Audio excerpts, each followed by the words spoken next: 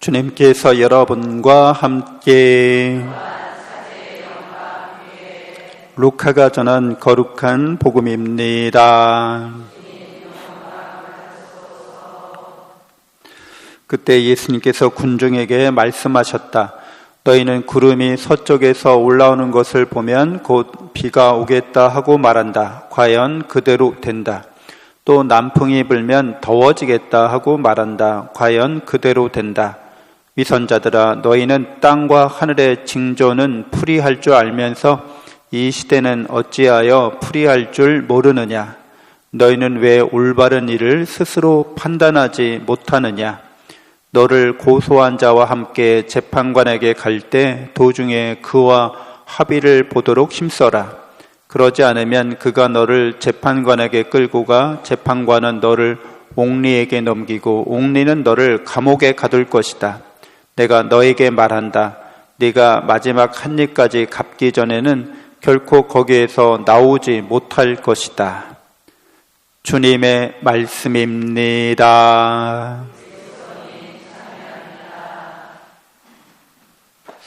천미예수님, 하나님의 복동이 고맙습니다. 고맙습니다. 네, 우리는 살아가면서 많은 인간관계 또 여러 가지 사회적 관계를 맺으면서 살아갑니다.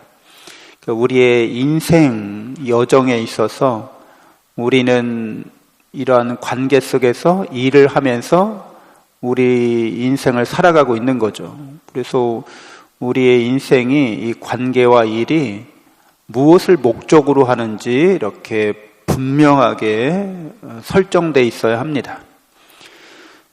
그리스도교 신자들은 우리 안에서 내가 하느님의 사랑과 은총 안에서 선한 일을 하고 싶다, 이렇게 다 인생을 목적을 정한 사람들인 거죠.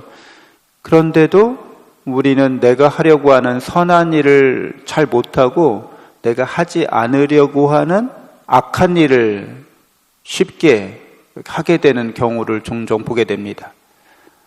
친절하고 배려하고 사려 깊은 사람이 돼야지 하다가 이제 집에 들어가면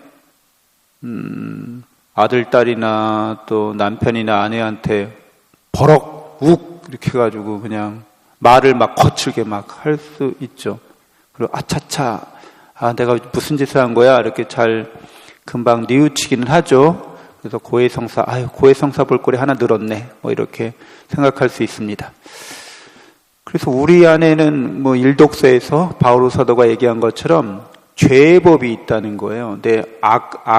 악한 법이 있어서, 죄의 법이 있어서 우리가 이성적으로 하려고 하는 선한 일을 하지 못하게 막고 있다는 거죠.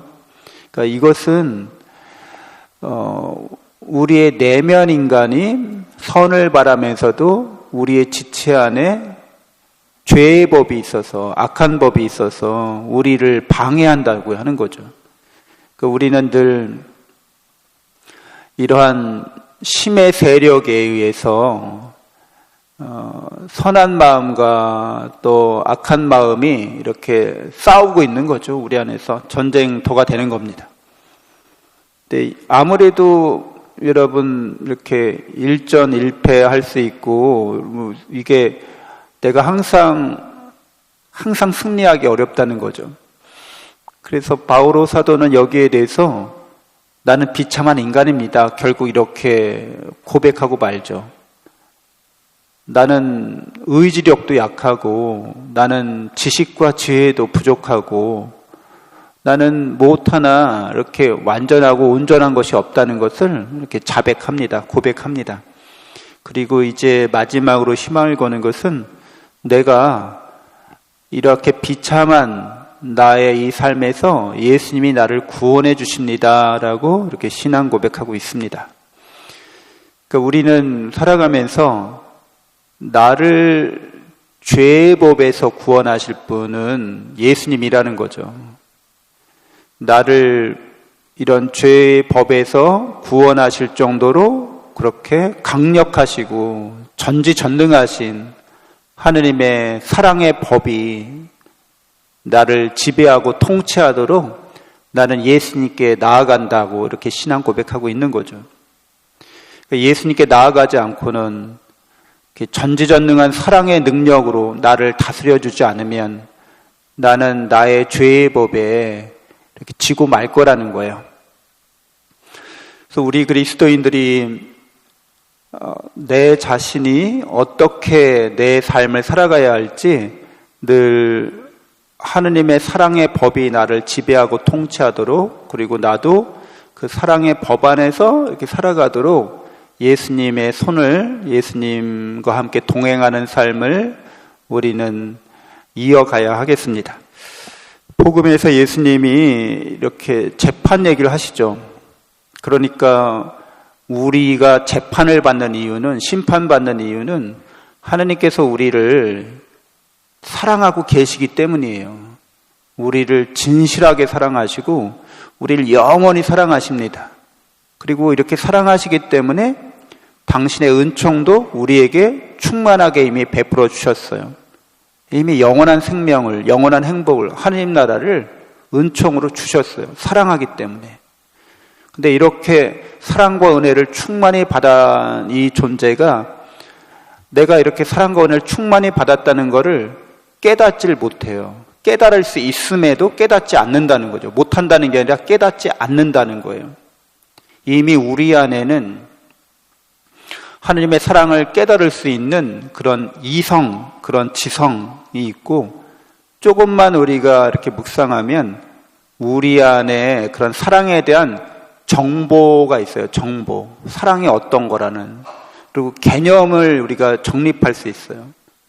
그래서 영원한 사랑과 은혜에 대한 이런 우리 안에 새겨져 있는 정보와 개념과 우리가 그걸 알아볼 수 있는 이성과 지성을 다 갖추었기 때문에 하느님이 나를 영원히 사랑하고 있구나라는 걸 부정하거나 불신할 수 없어요. 근데 깨닫지 못한다는 말보다 깨닫지 않는다는 거죠.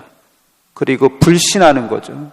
그리고 부정합니다. 그리고 죄의 법이라고 말하는 것처럼 하느님은 제 삶에서 좀 비켜주세요. 저는 사회적 성공, 이 세상적인 성공이 더 중요합니다. 건강과 부와 명예와 소유와 이런 것들이 제게는 너무 중요하기 때문에 하느님께서 좀 빠져주실래요? 제 인생 무대에서 이렇게 치워드리는 거죠. 이미 그 영원한 사랑에 대한 정보와 지식과 개념과 그걸 알아볼 수 있는 모든 것들이 있음에도 너무 이상적이잖아? 그런 게 있을 리가 있겠어? 내가 알고는 있지만 그걸 실천할 수도 없고 세상이 그렇게 돌아가지도 않아. 그러니까 나는 확실하게 눈에 보이고 구체적이고 모든 사람들이 다 좋아하는 거, 모든 사람들이 다 인정하는 거, 난 그걸 추구할래. 그래서 이제 하느님의 사랑과 은혜에 대한 배은망덕한 삶을 살아가는 거죠. 그리고 하느님의 사랑과 은혜가 있었기 때문에 심판받게 된다는 거예요.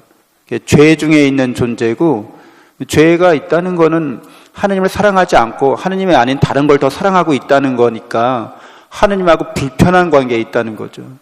하느님과 좀 아주 정확한 말로 원수 관계에 있다고 하는 거예요. 그래서 하느님과 적대적이라는 거죠. 그래서 이 적대적인 관계, 하느님과 원수 관계에 있다는 거예요. 하느님이 아닌 다른 걸 더 사랑함으로써 하느님께서 원하시는 사랑과 은총의 열매를 맺기는커녕 죄의 열매를 많이 맺는다는 거죠. 악한 열매를 많이 맺는다는 거죠. 그래서 그런 재판을 지금 하느님께서 나에게 재판을 거신 거나 마찬가지예요.